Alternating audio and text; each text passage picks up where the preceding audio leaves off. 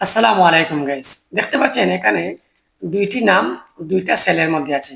তো এখানে যদি হাজার হাজার মানুষের নাম থাকে তাহলে আপনি যদি এভাবে লিখেন যে এমডি, তারপর S U M I N Suman, এভাবে যদি লিখেন তাহলে আপনাদের অনেক সময় ব্যয় হবে।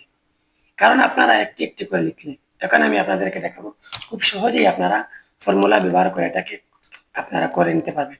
তো সেজন্য আপনারা এখানে ক্লিক করবেন, সমান সমান চিহ্ন, তারপর আপনারা লিখবেন যে কনকারনেট।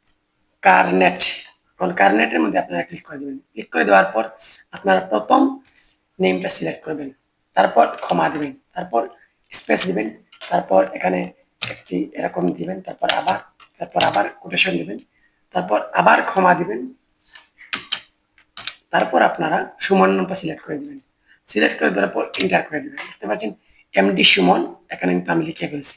এখন যদি আমি এভাবে টান দেই তাহলে দেখতে পাচ্ছেন এই দুইটা নাম ডান সাইডে কিন্তু একসাথে চলে এসেছে। এভাবে আপনারা হাজার হাজার নাম, পৃথক নাম আপনারা একসঙ্গে করতে পারবেন।